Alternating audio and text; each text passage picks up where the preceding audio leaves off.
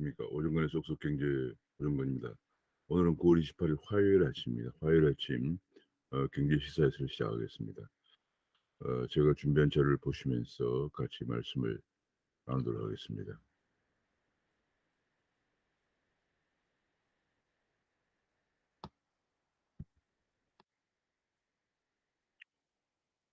귀에 쏙쏙 들어가도록 경제 기사를 쉽게 들려드리는 명품 시사에서 9월 28일 아침입니다.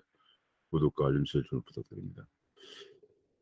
주말에도 확진자가 2,000명대를 돌파했습니다.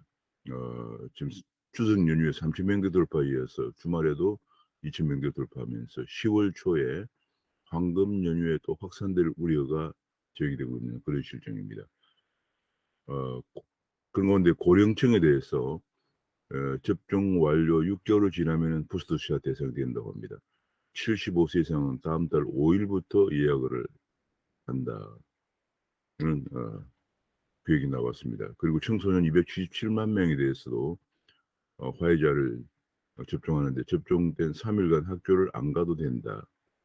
보호자의 동의 아래서 백신 접종이 가능하다. 임산부 14만 명도 내달 8일부터 예약을 받는다는 계획이 발표되었습니다. 자화자찬 K방역. 처음에 자화자찬 K방역에 대해서 자화자찬을 많이 했죠. 그런데 이 처참한 상황, 자영업자들의 몰락과 소상공인 자영업자들의 몰락과에 대해서 이런 처참한 그림자 상상도 못했다. 이런 처음에는 그랬죠. 뭐 이럴까지 되리라고는 생각도 못했죠. 그러나 결국은 우리가 초기 국경 봉쇄를 하지 않고 또 자만에 차서 백신을 제대로 확보하지 않는 데 가장 큰 문제가 있었죠. 지금 백신을 확보하지 않아도 된다고 하는 어, 사람도 지금 청와대 방역기획관으로 앉아있는 그런 실정입니다. 주택 부분에 최근에 계속 재건축과 재개발, 재건축에 대해서 재개발은 계속 규제를 하면서 오피스텔에 대해서 주거용으로 전환하는, 예컨대 바닥 난방을 허용하는 그런 방향으로 가고 있는데, 가면서 오피스텔 투기를 부추기고 있는데, 결국은 오피스텔 생활주택 공급을 늘려도 아파트 선호도를 대체할 수는 없다. 결국은 재건축이나 재개발 규제를 완화해야 된다, 그런 얘기입니다. 요인 보면 말이죠. 서울 시내 재건축 재개발을 억제하는 바람에 주택 공급을 늘리기 위해 2기, 3기 신도시에서 뭐 수원 밑에 동탄이라든지 의정부 위에 뭐 등등 이렇게 남양주 외곽에까지 나가고 있습니다. 그러다 보니까 젊은 사람들 출퇴근에 보통 2시간에 시시간 걸립니다. 이러고 또 주택 정책에 대해서 얘기할 수가, 성공 여부를 얘기할 수가 있는 상황이 아니죠. 젊은 청년들이 2~3시간씩 편도에 출퇴근이 되는 그런 데 대해서 집을 지어놓고 뭐 GTX를 공급하겠다 뭐 이런 희망고문만 계속하고 있는 그런 상황입니다. 그런 건데 외국인 주택임대사업자가 6,650가구가 등록됐는데 3분의 1이 중국인이다. 평균 2.87을 보유하고 있다고 합니다. 그러니까 결국은 국내 내국인들은, 한국인들은 재건축 재개발 계속 규제하고 여러 가지 규제를 집값 오른다고 규제를 하는 가운데 외국인들 주택임대사업자는 이렇게 현재 6,650가구인데 중국인이 3분의 1이다. 는 보도가 아침에 나왔습니다. 우리나라 게임 산업이 세계 최고인 것으로 알고 있었는데, 그래서 지금 나온 것 중에 최근 요즘 그 넷플릭스 드라마에서 인기몰이를 하고 있는 오징어 게임은 결국은 나중에 한 사람만 남기고 상금을 다 타갈 수 있는 한 사람만 남기고 탈락하면서 사살하는 그런 무자비한 그런 게임인데요. 이번 게임은 집값 올리기, 못 버티는 무주택은 자는 탈락, 다음 게임은 거리두기, 못 버티는 자영업자는 탈락. 이게 완전 무슨 게임이냐, 이런 식의 지금 패러디 신드롬이 일어나고 있다는 보도가 나왔습니다. 지금 민노총 화물연대가 SBC 세종공장, SBC는 파리바게트를 운영하는 회사죠. SBC 세종공장에서 세종공장에 또 파업이 비난을 받으니까 청주공장을 옮겨서 또 집회를 하고 있다. 막무가내입니다. 지금 민노총 때문에 빵을 못할 판이다. 정부는 왜 손 놓고 있나는 계속 비판이 제기되고 있는 상황이고요. 지금 현장 곳곳에 막무가내 행태를 보이고 있는데도 노조 불법은 왜 눈을 감고 있나. 공권력이 동의 없이는 결국 이 막무가내 불법 파업을 집회를 막을 수가 없겠죠. 개인이 어떻게 그걸 막습니까? 그런 가운데 지난번 택배 점주의 사망에 대해서 지난번 1차 때도 무슨 뭐 비들만 지고 있다고 피해자에 대해서 가해를 발표한 데 있어 엊그제 2차 발표를 노조에서 했는데 이때 역시 또 가해를 선택했다. 뭐 노조원들이 그 점주가 뭐 골프를 치고 다니고 어쩌고저쩌고 했는데 이게 다 사실이 아니었다. 사진에 인용한 것도 본인 사진이 아니었다는 그런 보도가 나왔습니다. 정말 어이가 없습니다. 그 아니 이런 보도 자료를 저는 어떻게 거짓으로 거짓말을 보도하는지 도무지 이해를 할 수가 없습니다. 그 멘탈을 이해할 수 없는 상황인데요. 어 내란 선동으로 해산되었던 통진당이 경기동부연합과 통진당 경기동부연합이 민노총을 장악하면서 폭력을 재현하고 있다. 과거 통진당 이석기가 인제 구속이 되고 통진당 해산 명령이 떨어지면 사실상 와야 되는 줄 알았는데 그 통진당의 기반이 경기동부연합이죠. 민노총을 다시 장악하면 이번에 민노총 그 민노총 을 장악하면서 지금 폭력이 재현되고 있다는 얘기입니다. 이 사람들의 폭력성이 어느 정도 하면 이석기가 구속된 가장 큰 원인 중에 하나가 어 사 경기동부 연합을 중심으로 한 청년들을 모아서 어디 경기도 어디 야산에서 무력 폭력 훈련까지 했다는 얘기입니다. 완전 폭력 단체라는 것이 드러나면서 이석기가 구속되고 경기 통진당 해산되었는데 사실상 명목상으로만 해산되고 경기동부연합은 그대로 존속하는 가운데 해왔는데 이번에 민노총을 아마 새로운 위원장이 민노총 경기동부연합 출신이 되면서 다시 지금 폭력이 재현되고 있다 하는 얘기가 나오고 있고요. 민노총을 장악한 경기동부연합은 정치 세분리에만 관심이 있다 하는 것이 어제 플랫폼 통합과 전환준비위원회에서 토론회에서 나왔습니다.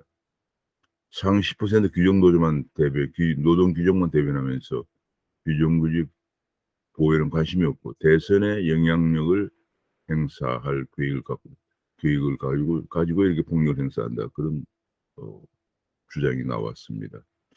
지금 이제 우리나라 규제가 너무 심해서 이외에도 뭐 규제 심한데 예컨대 9 to 6 9시 출근해서 6시에 퇴근하는 공식이 깨진 지도 오래되었는데 역시 유연근로나 해고는 여전히 어렵다. 그다음에 그 결국은 제조업 중심의 기존노조 혜택이 기업노조 혜택을 독식하는 가운데 비정규직이나 하도급 노동자의 소외가 심화되고 있다. 그런 지적이 나오고 있고요. 이것이 마치 영국병을 닮아간다. 과거 대체 이전의 영국병이죠. 대체 이전의 영국병은 뭐 마침 그때 제가 영국에 공부를 하고 있었습니다만 그야말로 영국의 정권을 좌지우지할 정도의 막강한 권한을 행사했었죠. 정당보다 더 위에 존재하는 국가의 가장 무소불위의 조직이었죠. 그러다가 대처가 등장하면서 드디어 그 강력한 대처에 공권력을 동원한 대응으로 그 영국병이 치유가 되고 영국은 다시 일어서기도 했습니다만 우리나라 그런 과거 영국병을 닮아가고 있는 민노총이 구태가 과거 영국병을 닮아가고 있다는 서울대 박재현 교수의 지적이 나왔습니다.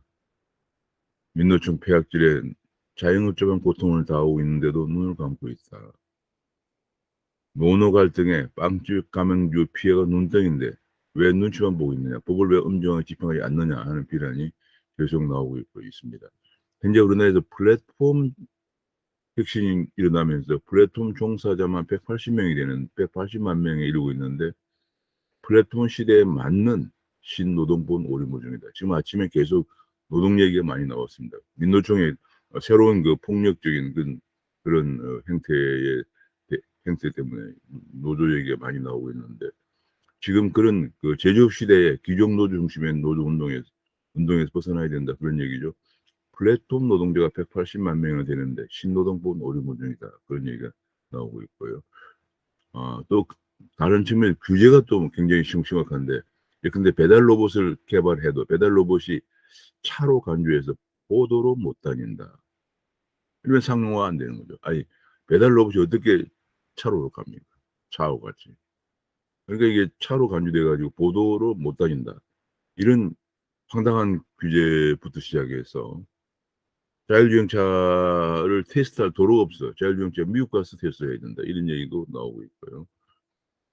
지금 테슬라는 무선 업데이트로 달리는데 한국은 무선 업데이트하면 불법이다. 그런 얘기도 나오고 있고요.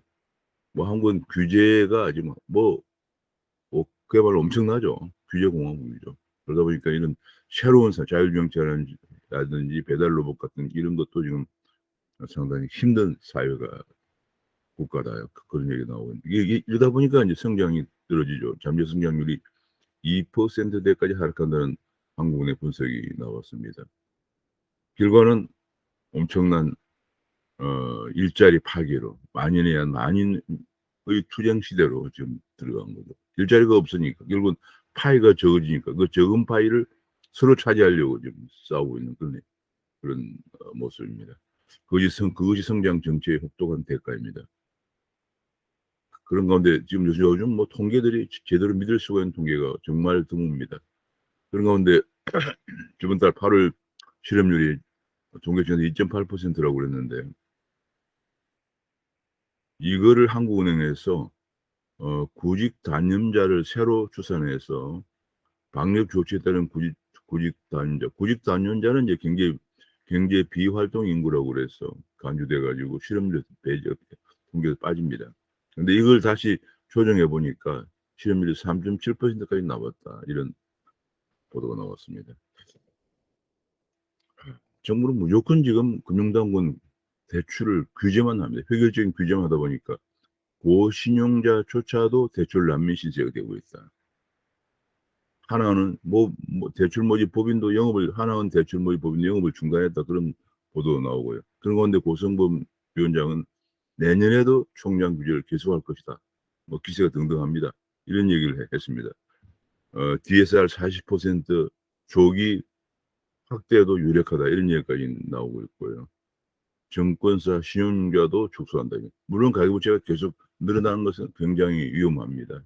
근데 문제는 이렇게 무조건 하고 규제를 하는 것도 지금 고신용자도 대출 난민이 되고 저신용자는 불법 사채로 빠지게 되고 굉장한 문제를 발생합니다. 가장 근본적인 문제는 금융은 중개기관입니다. 중개회사라고 그래요. 중개기관. 예금자들의 돈을 필요한 사람에게 대출해 주면서 금융산업이 성장하는 것인데 고신용자마저도 무조건 획일적으로 규제하면은 금융의 중개 기능이 약화되는 거죠. 금융산업 발전이 안 되는 거죠. 금융산업의 본연의 중개 기능을 할 수 있도록 해야지 무조건 규제만 하는 것은 능사가 아닙니다. 이건 시대에 뒤처진 시대착오적인 그런 발상이죠. 우리나라의 시대착오적인 발상 정책이 한두 가지가 아니죠.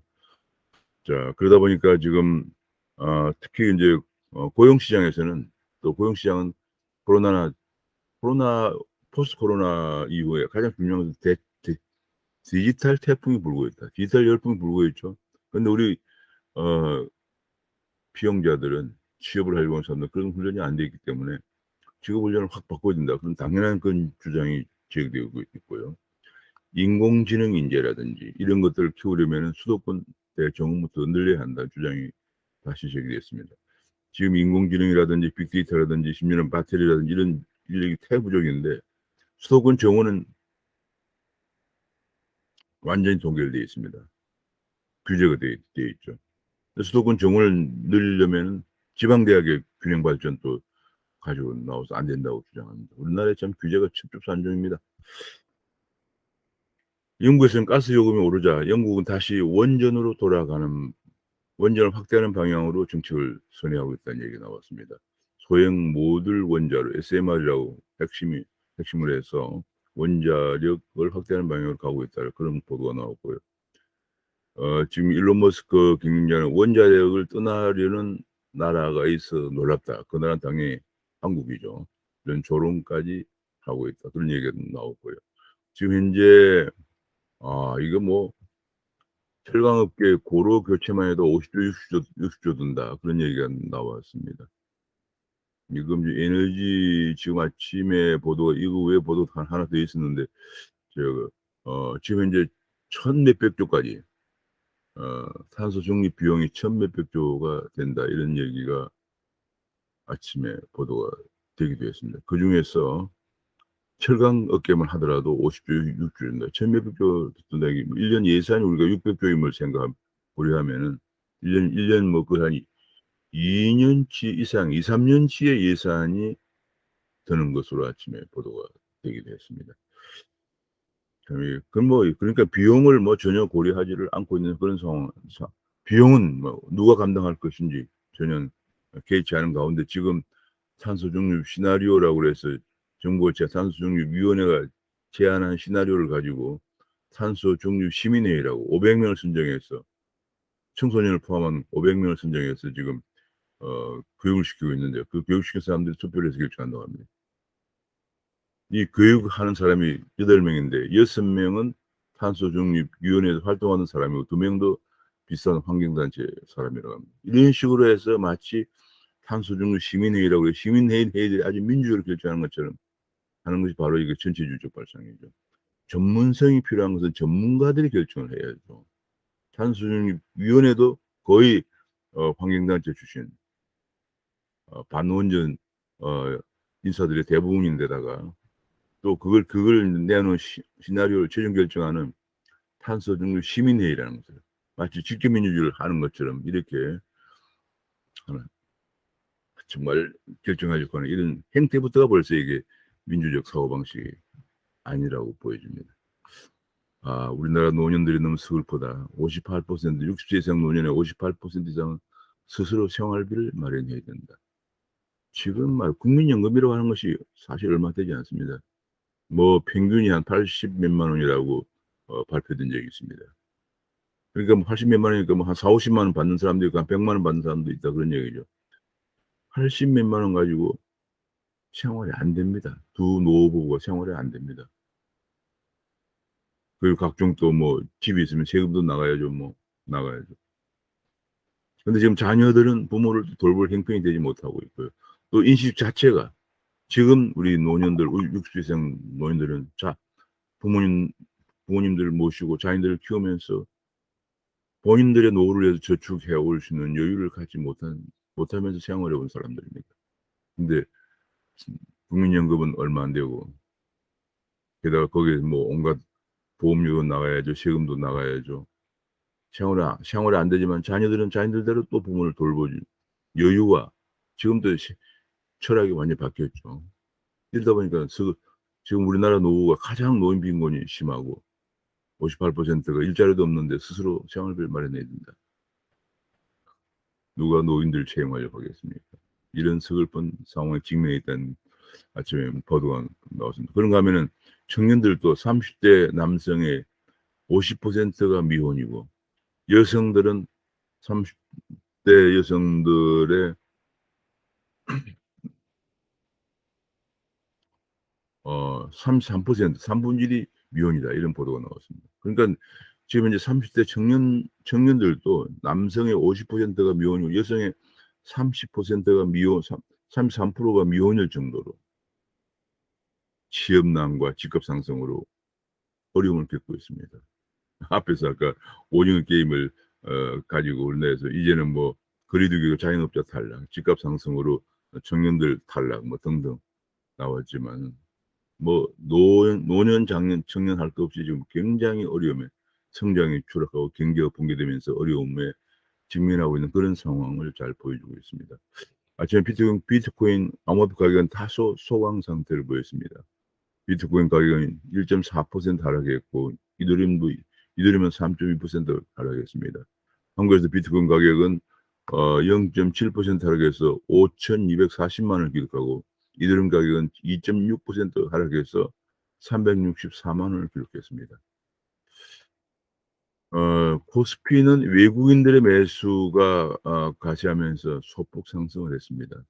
그런 가운데 상반기 배당금 총 9조 3천억 중에서 삼성전자가 절반이 넘는 4조 9천억을 차지하고 있다는 보도가 나왔습니다. 우리나라가 삼성전자가 4조 9천억 배당하고 그다음에 KTMG인데 5,900억입니다.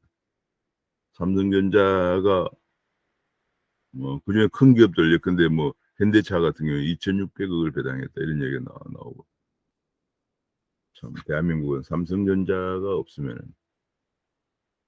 뭐 삼성전자 우리 대한민국 경제를 견인해 가고 있다 하는 것에 뭐 전혀 과언이 아닌 상황입니다. 그런 가운데 지금 삼성전자는 반도체와 스마트폰과 환율도 올라가면 트리플 호재가 나타나면서 삼성전자 분기 매출이 처음으로 60-70조 원을 넘을 것이다. 이런 보도. 넘을 듯하다는 전망까지 나오고 있는 상황입니다. 미국 증시는 미국 국채금리가 미국의 금리 인상이 앞당겨진다는 전망이 나오면서 국채금리가 장중 1.5%까지 오르면서 기술주가 하락을 하면서 혼조세를 보였다. 다우는 약간 올랐는데 0.2% 올랐는데 나스닥이 기술주가 0.5% 하락했다는 보도가 나왔습니다. 이번 주에 임시 예산안, 부채 한도 협상을 둘러싸고 정치적 불확실성이 커지고 있는 점도 증시에 부담이 되고 있다고 합니다. 지난 30일에 이번 30일까지 하원이 통과시킨 임시 예산안과 부채 한도안을 상원이 통과시키지 못할 경우에 연방 정부는 재정 지출이 동결되는 셧다운에 들어갈 수밖에 없는 상황에 직면하고 있습니다. 미국은 예산 통제법에 의해서 국가 부채가 GDP 100%를 넘어서면은 정부 지출 상하 자원의 인준을 받아야 됩니다. 그래서 지금 현재 미국의 국가 부채 비율이 120%를 넘어서고 있기 때문에 당연히 정부 재정 지출을 상하 자원의 인준을 받아야 되는데 하원의 인준을 받았는데 이번 30일까지 상원의 인준을 받아야 되는데 상원이 50대 50으로 공화 민주가 점유하고 있었어. 물론 캐스팅 보트는 이제 상원 의장이 보통 상원 의장은 미국의 부통령이 합니다. 그래서 지금 상당히 긴박한 상황으로 가고 있다 이런 것이 이제 있다 하는 보도가 나오고 있습니다. 지금 다음 달에 출범하는 토스가 이제 다음 달에 출범합니다. D-7일인데요. 토스의 경쟁력은 2천만 명의 가입자, 원앱 한 앱으로 모든 금융을 다 처리하는 거죠. 그다음에 빅데이터 기반 신용 평가가 토스의 강점이다 이런 보도가 나왔습니다. 그런가 하면 이런 이제 인터넷 은행의 약진에 대응해서 기존 은행들은 편의점과 손을 잡고 편의점에서 도시락도 사고 계좌도 만들 수 있는 그런 방향으로 가고 있답니다. 지금 현재 점포를 가지고는 영업이 안 되는 상황입니다. 전부 사람들이 모바일을 쓰기 때문에 모바일에서 다 금융하죠. 인터넷 전문 은행이 다 그런 거죠. 모바일 가지고 다 하는 거기 때문에 과거 점포 위주의 금융회사들이 대응할 수가 없죠. 그래서 대안으로 나온 것이 우리나라에 많이 확산되어 있는 편의점과 손을 잡고 계좌도 만들고 한다. 그런 얘기가 나왔습니다. 지금 미중 간의 기술 패권이 굉장히 좀 가열되고 있는데 한국 산업 경쟁력에 도약되어 삼자 이런 얘기가 나오고 있고요. 그래서 경제 안보 말만 하지 말고 전략 산업 기술의 초격제를 서둘러야 한다 하는 지금 그래서 홍남기 부총리가 대외경제 안보 전략회의를 신설했습니다. 대외경제 안보 전략회의는 한마디로 이제 우리도 기술 패권, 산업 패권이 전략적으로 육성해야 된다 이런 시각인데 말만 해서는 안 된다. 기술 초격제를 서둘러야 한다. 지금 뭐 이렇게 말만 하고 반도체 육성한다고 해서 반도체 특별법을 만들려고 한 지가 몇 개월이 지났는데 아직 오리무중입니다. 뭐 홍남기 부총리 말은 잘했습니다. 반도체나 배터리 패권 경쟁 국가 안보 차원을 대응해야 한다. 이 말만 하지 대통령이 가서 국가 반도체 특별법을 만든다고 했는데 몇 개월째 지금 처리가 안 되고 있는 그런 상황이고 외국에서는 2년 만에 반도체 공장을 완공할 수 있는데 우리나라는 7년이 걸리는 지역 주민들의 지나친 그 배상이나 요구에 대해서도 정부는 손을 놓고 있는 그런 실정입니다. 심지어는 뭐 지역 주민들이 지난번에 삼성 반도체 어 공장을 건설하는데, 평택 공장이나 화성 공장 건설하는데 당진에서 가져오는 송전마저도 송전선을 산 위로 지상으로 안 되고, 그래서 지하로 송전을 해 가는, 그것도 오랜 분쟁 끝에 지하로 가져오려 하다 엄청난 비용을 들여 지하로 전력을 공급받는 이런 사태까지 벌어지고 있는 것이 우리 대한민국입니다.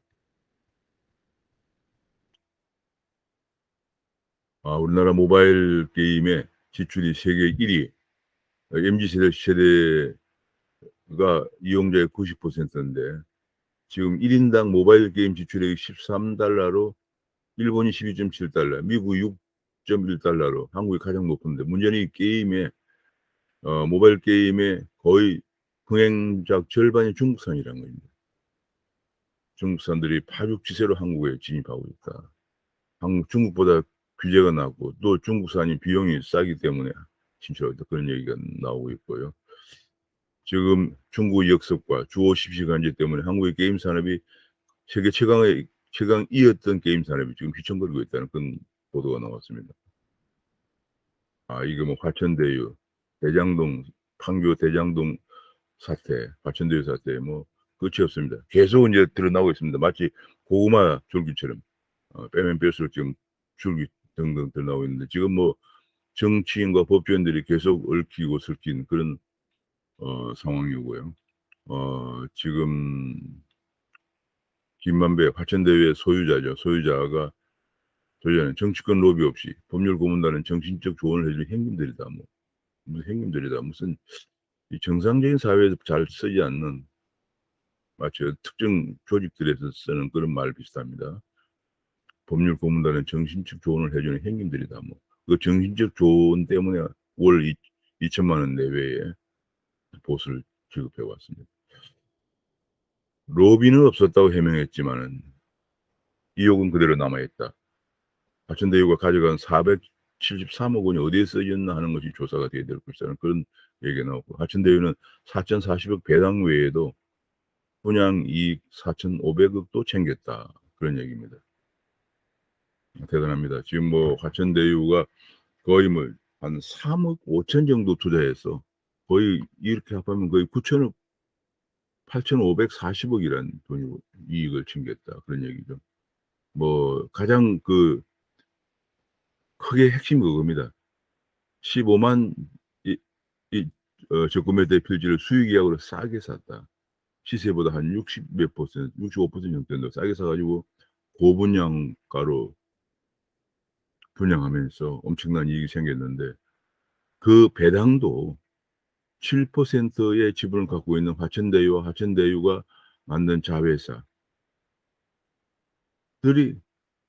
전부 7개짜리 7%만 배당을 하고 나머지 63% 배당을 받지 못했다.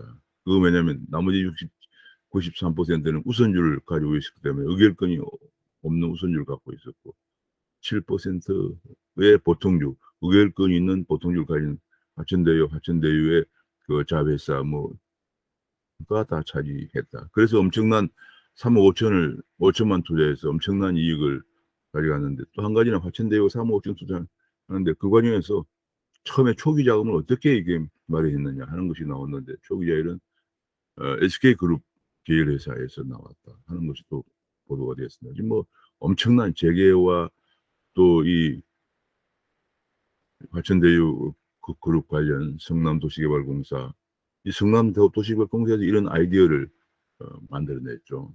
그것을 이제 유동규라고 하는 사람이 만들어, 유동규가 본래는 뭐 리모델링 조합장, 아파트 리모델링 조합장을 하다가 이재명과 연관을 가지고 성남도시개발공사의 기획본부장으로 들어오고, 들어서 위례와 그다음에 이번에 판교의 대장동 이 사건을 기획하고, 그 외에 경기관광부도 사장까지 영전을 했던 사람이죠. 그리고 최근에 이재명 캠프에 들어있다가 문제가 터지자 다시 어 캠프를 나오는 그런 모습까지 보였습니다. 참 이게 요지경입니다. 복마전 요지경이라고 하는 거죠. 뭐 그러다 보니까 지금 유동규는 경기관광공사 사장을 퇴임하기 전에 남욱이라는 변호사 후배와 부동산 개발사까지 차리고 완전히 부동산 전문가예요. 우리 참 이걸 제가 보니까 과거에 뭐 기획 부동산 얘기가 떠오릅니다. 뭐 여기저기 땅을 사 가지고 쪼개서 팔면서 돈을 벌렸거나 정부에서 강력 단속을 했었죠. 그런데 이런 것은 어떻게 단속이 안 되는 것인지 이해가 좀 안 가는 그런 부분이 있습니다. 그러다 보니까 뭐 거기에 대장동 관련 본래 이게 김만배라는 사람 대상 인제 유동규는 인제 성남도시개발공사에서 진두지휘를 하고 그 밑에 설립한 지주회사가 바로 인제 화천대유를 실제 소유하고 있는 사람이 김만배가 바로 언론 출신이죠. 뭐 머니투데이 부국장 출신입니다. 그러다 보니까 각종 언론인들이 연결돼 있는데 보통 1000배를 벌고 건물주가 되었다 뭐 그런 얘기들이 지금 계속 나오고 있고요. 전 경기 부지사 평화부지사인 이화영 국회의원일 때 보좌관이 또 화천대유 임원이었고 뭐 하여튼 뭐 온갖 지금 그 임원 이현수 온갖 지금 얘기들이 지금 나오고 있습니다. 이제 슬슬 하나하나씩 드러나고 있고요. 화천대유에 근무했던 박영수의 딸도 대장동 아파트를 분양받았다. 또 화천대유에 근무했던 곽상도의 아들은 50억의 대지권을 받았다. 뭐 여러 가지 말이 많고 게다가 치면 또 곽상도 의원 자체가 화천대유 관계자로부터 3,500만 원의 후원금도 받았다고 이런 얘기도 지금 나오고 있고요. 지금 뭐 갈수록 요지경. 그런데도 불구하고 검경은 압수수색 한 건도 안 하고 있다. 그렇죠. 검경은 대장동 의혹 수사를 뭉개는 것이 아니냐. 관련 인물과 증거가 사라지고 있으니 특검만이 답이다. 빨리 특검을 해야 한다. 하는 주장이 계속 나오고 있습니다. 그러면 정치권에도 이 문제가 비화되어서 이낙연은 점점 큰 그림이 나타날 것이다. 드러날 것이다. 고 하는 반면에 이재명은 화천대유는 야당 것이다. 이것도 야당 것인지도 참 이게 회개한 궤변을 늘어놓고 있는 것으로 보여집니다. 어쨌거나 또 야당에서 두 사람 간에 지금 이재명이가 거의 화천대유 대장동 사건에도 불구하고 여당의 후보로 거의 굳어지고 있는 상태인데 여기에 대해서 이낙연은 차차 그림이 드러날 것이다 하는 마지막 반전을 노리고 있는 것 같습니다. 송영길도 이재명은 공격은 적반하장이다. 이런 얘기를 지금 곽상도 아들 퇴직금 50억을 가지고 지금 얘기하고 있는데 이게 뭐 50억이 문제입니까? 전체 지금 거의 8천억이 넘는 이익과 배당금을 가져간 3억 5천 투자하고 그 정도 가져간 사건인데 이것이 과연 지금 이제 남아있는 것은 과연 이재명 전 시장이 몰랐었나? 이재명 시장과의 관계는 전 시장과의 관계는 어떤 관계냐? 이런 것들이 이제 주요 지금 쟁점으로 등장하고 있습니다. 언론 보도에 대해서는 어제 결국은 국회에서 처리를 못했습니다. 징벌적 손해배상에 이견을 좁히지 못했다 그런 얘기인데요. 여당은 가중처벌을 유지해야 된다. 야당은 징벌 조항을 없애야 한다는 얘기인데 많은 전문가들은 이 법 자체를 아예 폐기해야 된다는 주장이 나오고 있습니다. 그런 가운데 표현의 자유를 침해하는 방송통신망법도 개정도 중단해야 한다는 보도가 나오고 있고요. 그런 가운데 아침에 언론에서 노라고 말하는 장관이 아무도 없다. 정부 정책은 전부 자화자찬하고 노라고 말하는 올바른 주장을 대통령에게 하는 장관이 없다. 심지어 통계도 막 조작을 하고 있는 조작 안 되면 통계청장을 경질하기도 하는 이런 상황입니다. 권력에 쏠린 국회 입법 독주를 막을 최소한의 견제장치마저도 사라지고 있다. 노라고 말하는 장관이 없어지면서 그렇다는 얘기죠. 염치 없는 낙하산 공공기관장들은 총선 낙마 후에 기관장을 가서 지역개발 사업을 역점적으로 추진하고 국민 세금으로 고향에 추석 기부금도 내고 있다. 이런 걸 막을 장치가 정말 필요한 실정이라는 얘기가 나오고 있고요. 지금 문재인 대통령의 뜬금없어 보이는 한편으로는 저는 계속 주장해 왔던 것이죠. 지난 4년 반 동안. 지난 9월 20일에 유엔에서 얘기한 종전선언을 하자. 남북 미중이 합의하는 종전선언을 하자는 반응을 놓고 북한이 처음에는 냉랭했다가 곧바로 남북 정상회담까지 꺼냈습니다. 김여정의 정상회담을 꺼낸 걸 두고 한미 간의 의견이 충돌하고 있다. 한국은 북의 호응에 맞춰서 한미 동맹 간의 긴밀한 공조가 요구된 시점이다라고 얘기한 데 비해서 미국은 북이 수차례 미사일을 발사하고 있는데 국제사회가 위협받고 있다. 비핵화가 문제다. 이런 주장을 의견이 충돌하고 있다. 그런 얘기가 나오고요. 종전선언에 목을 매기면 안 된다. 북한 위협이 가중되고 있는 상황 속에서 북핵 위협이 가중되는 속에서 종전선언이 무슨 소리냐는 그런 전문가의 지적도 나오고 있습니다. 그런 가운데 미국과 일본은 북한의 탄도미사일 SLBM 발사 이후에 탄도미사일 발사 이후에 SLBM 잠수함 발사 미사일이죠. 대비해서 잠수함 훈련까지 했다는 보도가 나왔습니다. 그런 가운데 서해에서 공무원 죽음이 1년이 됐다고 합니다. 1년째 지금 대통령 무엇을 하고 있나. 자민주의 국가의 가장 중요한 것은 국민의 생명과 재산과 자유를 보호하는 것입니다.